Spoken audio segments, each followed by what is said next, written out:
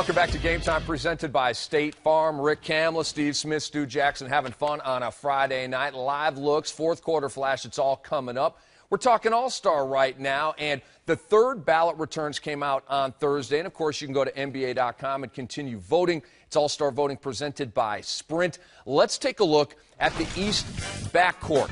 Wade, Kyrie, right now they're your starters. Rose third, then Wall, then Ray Allen. And, Smitty, you were a little bit surprised that Ray Allen was fifth in All-Star voting for Eastern guards. Well, I know it's a popularity for us, but when you start talking about just pure All-Star, Ray Allen, I love him, but just sometimes you get a chance, you see some guys that shock you, that said, hey, people are not getting out and voting for some of these players that are all-stars, and give Ray all the credit. He deserves to have this type of following, but I just think fans should get out there and start to, yes, you vote for your favorite players, but also guys that are deserving of making the All-Star game.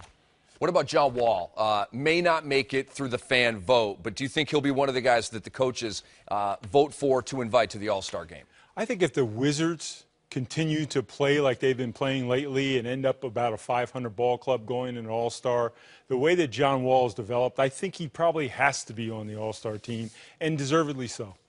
What about other Eastern guards that weren't on that list? Evan Turner, Aaron Aflalo, Jeff Teague. Assess their chances of making the All-Star. I think Jeff Teague, look at the Atlanta Hawks record. Sometimes, you go the way the player is playing, his stats obvious because it's an individual war. But then the next thing for me is that team winning. I think the Atlanta Hawks is doing an excellent job. Mike Budenholzer is doing a great job. But I think Jeff Teague is responsible for a lot of those wins, and also the way he's taking his game to a next level. And, I like DeRozan in Toronto, how they play. Toronto's been playing fantastic. Love Evan Turner, but if I had to go two players, it'll be Jeff Teague and DeRozan. Yeah, same here. It used to be, we were talking off camera, that oftentimes when it was close or in the balance with which All-Star to pick, you'd go with the winning team. In the East, no one's winning. So certainly in the case of Jeff Teague, he has to make the All-Star team because at least they have a winning record. But I like Aflalo's chances. Yep. I think DeRozan probably has to make it as well. So be a big supporter of them. DeRozan has been scoring the heck out of the ball all year for Toronto. He's been very consistent. Well, let's take a look at the front court in the East. This is how the fans are voting. LeBron already over 1 million votes, then Paul George, and then Carmelo Anthony. And, of course, this is front court, not two forwards and a center. 3 front court guys and then 2 back court guys will be in that starting lineup. Hibbert and Bosch follow at 4 and 5, respectively. Stu, before we talk players, talk about the change to front court players and back court players. What was the thinking behind that, and do you think that it's generated the desired results? Yeah, I do. Certainly under the old method where you had the designation of guard, forward, and center, oftentimes on the All-Star team, we found that there were centers that were making the team that you could argue weren't deserving. Certainly by having the guards and now front court players, it allows voters and also coaches to just take the best front court players that are having the type of All-Star years that they deserve. Now, what do you think about 4 and 5 on that list, Hibbert and Bosch? Do you think they will join the first 3 on the Eastern Conference All-Star? Yeah, I think so. I think they both played well individually, and especially Chris Bosch, some of the games he's had without LeBron James. And I still go back to look at these two teams. I'm old school. They're first and second. I think, yes, Roy Hibbert is deserving. Also, you always take 2 off of each team, and sometimes you take 3 from teams that are, in 1 or 2. And I think the big 3 will go from the Miami Heat, and I think also Roy Hibbert will go from the Indiana Pacers. Yeah, no, I agree with you. I think it's a slam dunk because if you look at the bigs in the East, the depth just is not there the way it is in the West. And that's not to say there's not any quality players, but certainly the type of seasons that are all-star type seasons, it's clear-cut to me that both Bosch and Hibbert will make the team. Let's take a look at the Western Conference backcourt as voted by the fans. And Kobe Bryant, despite, I think he's played 6 games this year, approaching 1 million votes. Yes, Kobe has fans all around the world. Stephen Curry has leapfrogged Chris Paul. It's been Kobe and Paul for several years. Curry is about 26,000 votes ahead of Chris Paul, then Lynn, then Harden. So let's talk about this. And Stu, in terms of an injury replacement that is made by the commissioner. This year, it'll be Adam Silver, who takes over for David Stern on February 1st.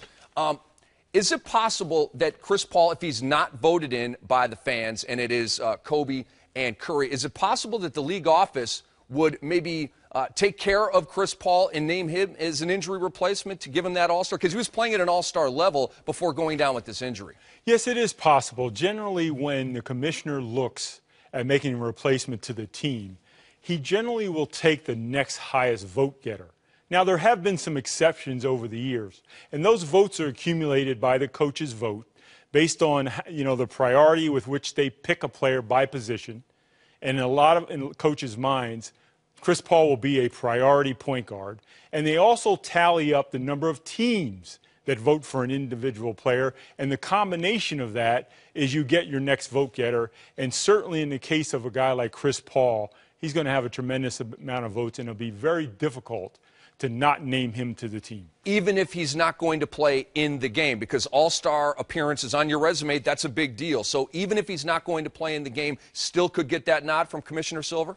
Well, listen, this is not official, but I think you're going to name the right player. Then if he can't play, they'll name another player. Because certainly there are contractual issues as it involves players making All-Star teams or not.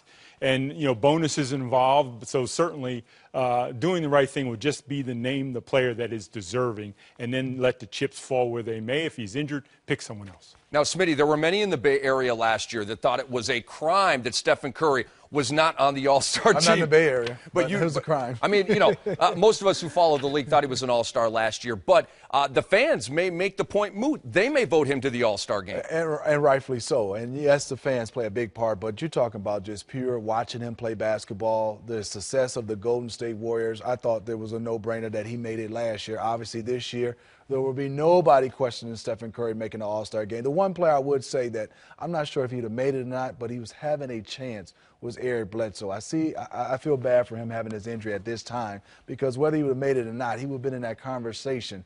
And sometimes even being in the conversation of being a snub, that just tells you where Eric Bledsoe, coming off the bench in the Clippers, getting a chance to play in Phoenix, that he had a chance to make the All-Star team. So we know Tony Parker and James Harden will be All-Stars on the reserve list. What about Damian Lillard?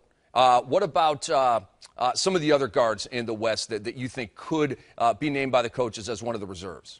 Well, the question there, or the question there is that, fortunately, and the basketball gods are at work in a bad way. You've had a lot of injured guards in the West, because if we hadn't had guys injured in the West, like a Bledsoe, like obviously a Chris Paul, boy, it would be some tough decisions trying to narrow it down to just 6 guards in the West. But certainly, in addition to some of the guys that we've talked about, Lillard, to me, given the fact that Portland's record focused again on winning, he has to make the All-Star team. There's no coach that will legitimately look at his ballot and overlook his name based on the way that he's played and the way that the Trailblazers. Stu makes a great point. Now, what if it was Kobe Bryant that was healthy playing right now? Chris Paul and Russell Westbrook. Oh. You're talking about there's somebody wouldn't make it.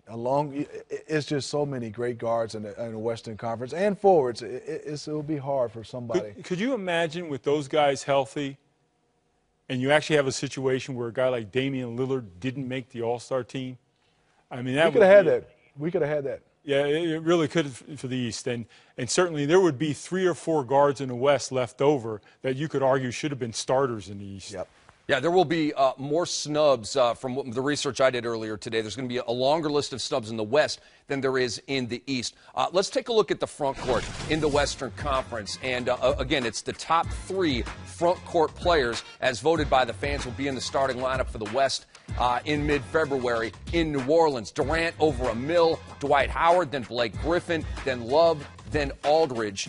Love and Aldridge are no-brainers for the All-Star team, right? No, I like everybody on this list, but I think it also comes down to what the pace that Anthony Davis was playing. What if he didn't get hurt? I think also another player that's going to be interesting is DeMarcus Cousins. You look at his numbers, it's just been phenomenal, but somebody's not going to make it, which is going to be interesting in the Western Conference, because I think numbers-wise and the way he's elevated his game, they're not winning a lot of games in Sacramento, but DeMarcus Cousins has a big case to be an All-Star this year. Will he make it? Because we see all those fabulous guys we just showed. I'm not sure. Yeah, interesting case, because we talk about All-Stars from teams that win and All-Stars at teams that don't. How about this matchup? You got Cousins on a team that doesn't win, whose numbers undeniably are All-Star numbers, but you have a guy like Lee at Golden State, a team that's winning, who's also playing at a very high level. which direction do coaches go. It'd be interesting. And I think also we've been naming some All-Stars on the Eastern Conference. Records are not that great, so they will have a case to DeMarcus Cousins if he's not picked, because you just can't go by. It's just unfortunate, Eastern Conference. We might have to take somebody that's only won 9 or 10 games that would be an All-Star. And Rick, what happens with Nowitzki? I was just going to bring up Dirk and Tim Duncan. Yeah. Perennial all-star guys. Dirk is the leading scorer for the Mavs, about a point per game over Monte. Dirk is at about 20.7 PPG. Duncan's at about 15 and 10 with 2 blocks. I mean, it's not, vintage Dirk and vintage Duncan, but they're still winning games, and those are still pretty good stats. Yeah, and it's hard. I mean, look at the Spurs. They play team basketball, but, all of a sudden around All-Star break, they're usually right up there. They're leading the Western Conference right now, and Tim Duncan is a big reason. Maybe not the Tim Duncan of old, but his numbers are still worthy of making an All-Star team. Let's get theoretical here for a second. Ken Berger of CBSSports.com is reporting that one longtime exec has an idea for the NBA to hold a midseason single elimination tournament involving the 4 teams with the best records at the All-Star break. The games would not count in the standings. Stu, then Smitty. Do either of you think this is a viable notion and something we may see in the future? I think it's a little bit of a blue sky notion, particularly in the middle of the season. If you weigh that option against the fact that the NBA season is already arguably too long, not because of only the number of games, but because of the wear and tear on players' bodies, to go into a tournament that doesn't count in the standings, where you run the risk of injury, it's a tough proposition to make, I think, to the players. For the players, man, speaking as a former player, no, this is not going. You're talking about a game that doesn't count in the standings. It's during the All-Star break, to Stu's point, all these games they've played. And then let's speak from the NBA Players Association. They will not be happy trying to get this, to sell this to their players. And I don't think they would. I would say, from a standpoint, it sounds good, but from ex-players and players now, I don't think they'll be having that game.